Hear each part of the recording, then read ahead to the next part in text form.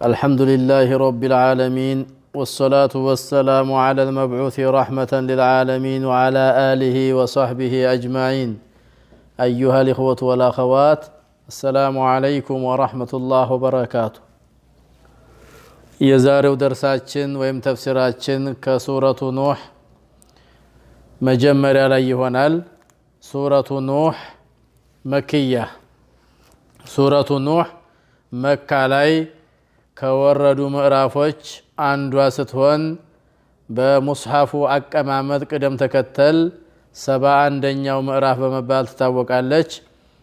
አንቀጾቿ 28 አንቀጾችን አካታለች ማለት ነው።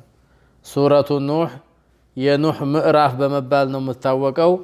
ያው የነብዩላህ ኑህን ታሪክ አላህ Subhanahu Wa Ta'ala እሳቸውን የላካቸው መሆናቸውንና ተልከውም በዳዕዋው ላይ ያሳለፉት ግሩም የሆነና ረጅም ሰዓት ረጅም ጊዜ ስለነበረ ስለሱ የምትገልጽ ትሆናለች ማለት ነው።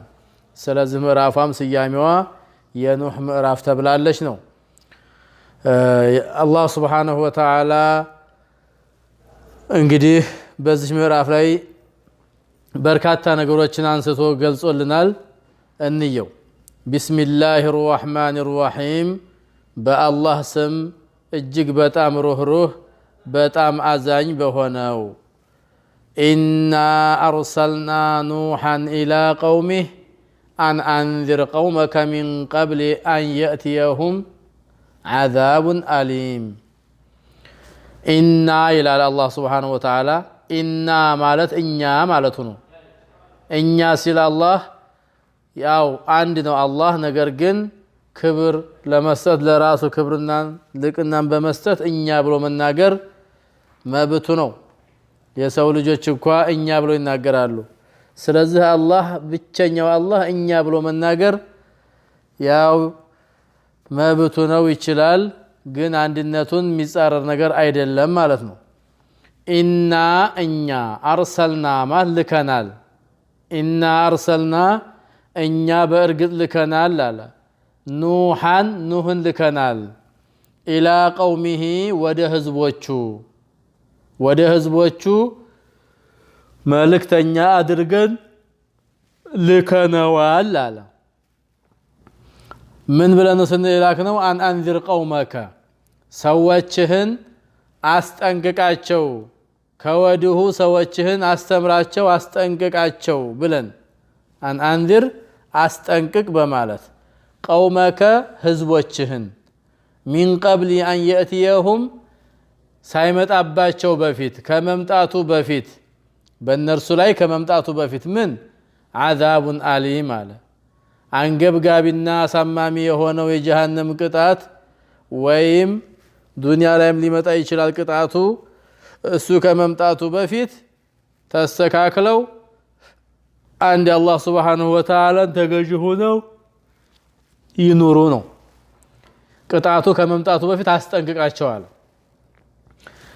አስጠንቅቋቸው ከተስተካከሉ ቅጣቱ እንደሚቀርላቸው ያሳያል ማለት ነው። ነገር ግን ሲያስጠንቅቃቸው ካልተስተካከሉና ካልተጠነቀቁ ያው ቅጣቱ እንደሚመጣባቸው የማያወላዳ የማያጠራጥር መሆኑን በግልጽ እየነገረን ነው ማለት ነው። እና ከዚያም ነብዩላህ ኑህ የተሰጣቸውን ተልእኮ ተቀብለው ወደ ህዝቦቻቸው ጎራ በማለት ምን አደረጉ የሚለውን ሲነግረን ደግሞ ቃለ ያ ቀውሚ ኢኒ ለኩም ነዚሩን ሙቢን። ቃለ ኑህ አለ ያ ቀውሚ ህዝቦቼ ወገኖቼ ሆይ አለ ኢኒ ለኩም እኔ ለናንተ ነዚሩን አስጠንቃቂ አስፈራሪታ ነኝ። ሙቢኑን አስፈራሪነቴ አስጠንቃቂነቴ ግልጽ የሆነ ማያሻማ በግልጽ ምነግራችሁ ነገር አለ። እሱ ምንድነው? ያ ወደፊት ሊመጣ ነው። አን ይዕቡዱላህ አንድ አላህ Subhanahu Wa Ta'ala ተገዙ ፍሩትም። በዚህ በማዛችሁና በማስተምራችሁ ነገር ላይ በማስጠንቀቃችሁ ነገር ላይ ደግሞ እኔንም ታዘዙኝ የሚል ማለት ነው። ያ ቀውሚ ህዝቦቼ ሆይ ኢኒ እኔ ማለት ለኩም ለናንተ ነዚሩን አስፈራሪታ ነኝ ማለት የጀሃነምን አሰቃቂነት ከባድነት ማስጠነቅቅ አስፈራሪታ ነኝ ማለት ነው። ሙቢኑን ግልጽ የሆንኩኝ ዋዲሁ አንዛራ አስጠንቃቂነቴ ግልጽ የሆነ ማለት ነው። ምንድነው ማስጠንቀቃችሁ? አን ይዕቡዱላህ አንድ አላህ ሱብሓነሁ ወተዓላን ብቻና ብቻ ተገዙ አምልኩት። ወተቁሁ ፍሩትም ወአጢዑኒ ያው እዚህ ነበረሽ ወድቃ ነው። ወአጢዑኒ በሐረካ ብቻ ነው ያስቀምጠልን። ወአጢዑኒ ማለት ታዘዙኝም እዕቡዱላህ ወተቁሁ ብዬ በማዛችሁ ነገር ላይ ታዘዙኝ፣ ስሙኝ፣ አዳምጡኝ፣ ተቀበሉኝ ማለት ነው። ወአጢዑኒ ነው ወደሳቸው። ወአጢዑሁ ሆኖ ቢሆን ወደ አላህ እንወስደው ነበር ተገዙት ለማለት። አሁን ወአጢዑኒ ታዘዙኝ ለማለት ነው። ይሄን ካደረጋችሁ አንድ አላህን ብቻ ተገዙ ፍሩት ብያችሁ ይሄን እሺ መርሐባ ብላችሁ ከተቀበላችሁ يغفر لكم الله سبحانه وتعالى ለናንተ ይምራችኋል من ذنوبكم ከወንጀሎቻችሁ ወይም ذنوبكم እንደማለት ነው። ወንጀሎቻችሁ ይምራችኋል። من ذنوبكم ግን ከወንጀሎቻችሁ ያው ሙሉ በሙሉ ነፃም ባያረግ ብዙን ይምራችኋል ይቅር ይላችኋል ማለት ነው። ويؤخركم ያዘገያችኋል ያቆያችኋል ኢላ አጀል ሙሰማ እስከ ተወሰነው ጊዜ ድረሳ የተወሰነ ጊዜንም ያቆያችኋል። በቅጣት ወይም በሞት አያፋጥናችሁም። ለማንኛውም ኢነ አጀል አላህ የአላህ ሱብሓነሁ ወተዓላ ቀጠሮ ኢዛ ጃአ በመጣ ጊዜ እንዲመጣ ተፈልጎ በሚመጣ ሰዓት ላ ዩአኸር አይዘገይም። ማንም ሊያዘገየው አይችልም። በተወሰነው ቀጠሮ ከች ነው የሚለው። ለው ኩንቱም ተዕለሙን የምታውቁ ቢሆን ኑሮ በፈራችሁትና በተገዛችሁት ነበረ እንደ ማለት ነው። طيب ለናንተ ከኃጢአቶቻችሁ ይለናል አላህ ይምራልና ወደ ተወሰነው ጊዜም ያቆያችኋል። ኢላ አጀል ሙሰማማት ለተወሰነ ጊዜ ወደ ተወሰነው ጊዜም ያቆያችኋል። ኢነ አጀል አላህ ማለት የአላህ የወሰነው ጊዜ ማለት ነው።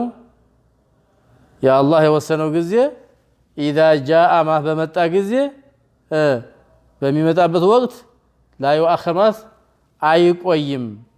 አይቆይም ሊዘገይ አይችልም ማለት ነው። ላ ተስተእኺሩነ ሰዓተን ወላ ተስተቅዲሙን እንደሚለው በሌላ ቦታ ማለት ነው። አው ላ የስተእኺሩነ ሰዓተን ወላ ተስተቅዲሙን።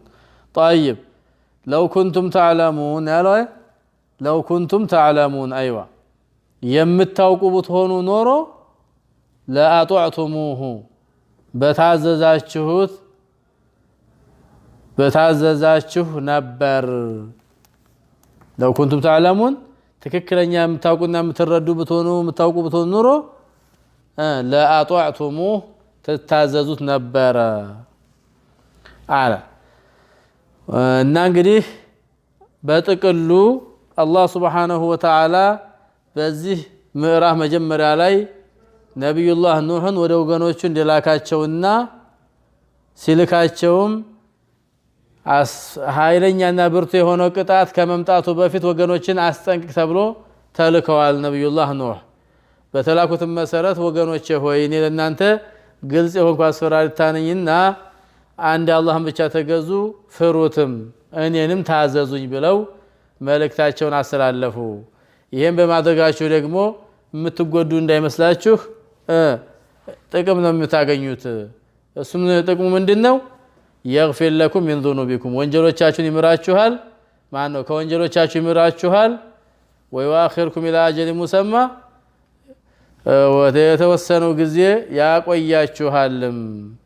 ኢነ አጀል አላህ የአላህ ሱብሓነሁ ወተዓላ ቀጠሮ ኢዛ ጃአ በሚመጣ ሰዓት ላ ዩአኸር አይቆይም። ለው ኩንቱም ተዕለሙን የምታውቁ ብትሆኑ ኑሮ በታዘዛችሁት ነበር ይለናል። ከዚህ በኋላ ነቢዩላህ ኑህ ምን አደረጉ?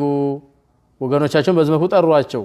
ወገኖቻቸውስ እሺ ብለው ተቀበሏቸው ወይስ የሚለውን ያው አልተቀበሏቸውም።